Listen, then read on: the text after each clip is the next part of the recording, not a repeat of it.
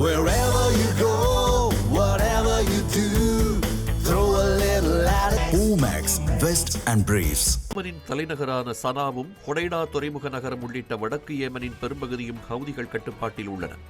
Saudi Arabia மற்றும் பிற வளைகுடா நாடுகளின் ஆதரவை பெற்றுள்ள ஏமன் அரசு தெற்கு கடற்கரையில் உள்ள ஏடன் நகரில் இருந்து அரசை நடத்தி வருகிறது. இப்படி இரு நாடுகளாக பிரிந்து இருக்கும் ஏமனில் ஈரான் முன்னாள் உச்ச தலைவர் அயதுல்லா அலி கமேனியின் இறுதிச் சடங்கில் பங்கேற்க வந்த ஹவுதி தூதுக்குழுவினரை அழைத்துச் செல்ல ஈரானின் விமானம் சனா விமான நிலையத்தில் தரையிறங்கியது. கடந்த 10 ஆண்டுகளில் ஈரானிலிருந்து ஒரு விமானம் சனாவில் தரையிறங்கியது இதுவே முதல் முறையாகும். ஈரானின் சக்தி வாய்ந்த இஸ்லாமிய புரட்சிகர காவல் படையுடன் தொடர்புடைய அந்த மகான் ஏர் விமானத்தில் ஆயுதங்களை கடத்தி இருக்கலாம் அல்லது IRGC வீரர்கள் சென்றிருக்கலாம் என்று சவுதி அரேபியா கேள்வி எழுப்பியது. மகான் ஏர் விமானம் தரையிறங்குவதை தடுக்கும் சவுதியின் போர் விமான தாக்குதல்கள் முறியடிக்கப்பட்டதாக கூறிய ஹவுதிகள் பதிலுக்கு சவுதியின் அப்ஹா சர்வதேச விமான நிலையம் மீது தாக்குதல் நடத்தியுள்ளனர். இதன் மூலம் கடந்த 2022 ஏற்பட்ட சவுதி ஹவுதிகள் போர் நிறுத்தம் முடிவுக்கு வந்திருக்கிறது. ஏற்கனவே சவுதி அரேபியாவுடனான பரஸ்பர பாதுகாப்பு ஒப்பந்தத்தை ஏற்படுத்தியுள்ள பாகிஸ்தானை சவுதி மீதான ஹவுதிகளின் தாக்குதல் பெரும் ஆபத்தில் சிக்க வைத்திருக்கிறது.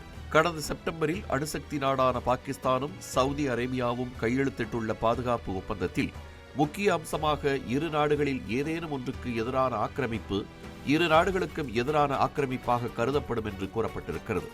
இந்த ஒப்பந்தத்தின் அடிப்படையில் சவுதியின் பாதுகாப்பை தன் சிகப்பு கோடாக அறிவித்திருக்கும் பாகிஸ்தான் தனது அணுசக்தி திட்டத்தை சவுதி அரேபியாவுக்கு வழங்கும் என்று அறிவித்துள்ளது. அமெரிக்காவுக்கும் ஈரானுக்கும் இடையே ஒரு தற்காலிக போர் நிறுத்த ஒப்பந்தத்தை ஏற்படுத்த மத்தியஸ்தராக இருந்த பாகிஸ்தான் இப்போதும் இருதரப்பினரும் தங்களது கருத்து வேறுபாடுகளை பேச்சுவார்த்தை மூலம் தீர்த்துக் கொள்ளுமாறு மீண்டும் மீண்டும் வலியுறுத்தி வருகிறது. முன்னதாக இந்த ஆண்டின் தொடக்கத்தில் சவுதியின் எரிசக்தி நிலையங்களை ஈரான் தாக்கியதைத் தொடர்ந்து இந்த ஒப்பந்தம் குறித்து இரு நாடுகளும் பல சந்திப்புகளை நடத்தியுள்ளன. கடந்த மே மாதத்தில் பரஸ்பர பாதுகாப்பு ஒப்பந்தத்தின் ஒரு பகுதியாக சுமார் 8000 ராணுவ துருப்புகள், JF-17 ரக போர் விமானங்கள் உட்பட 16 போர் விமானங்கள் மற்றும் ஒரு சீன வான் பாதுகாப்பு அமைப்பு ஆகியவை பாகிஸ்தானால் சவுதி அரேபியாவில் நிலைநிறுத்தப்பட்டுள்ளன. இப்போது ஹவுதிகள் சவுதி அரேபியா மீது ஒரே ஒரு தாக்குதலை நடத்தியுள்ளனர். ஹவுதிகள் தாக்குதல்களை தீவிரப்படுத்தினால் பரஸ்பர பாதுகாப்பு ஒப்பந்தத்தை நிறைவேற்றுமாறு பாகிஸ்தானுக்கு சவுதி அரேபியா அழுத்தம் கொடுக்கக்கூடும்.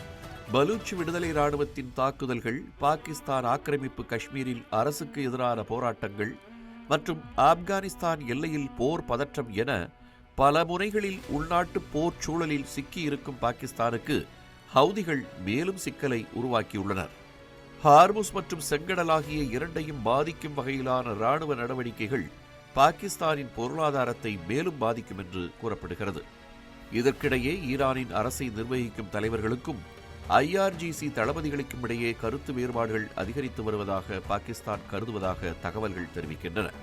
இத்தனைக்கும் மத்தியில் பாகிஸ்தானின் வெளியுறவுத்துறை அமைச்சக செய்தி தொடர்பாளர் தாஹிர் அன்ராஃபி மத்திய கிழக்கில் போர் பதற்றத்தை மேலும் அதிகரிக்கும் செயல்களை தவிர்க்குமாறு அனைத்து தரப்பினரையும் கேட்டுக் கொண்டுள்ளார்.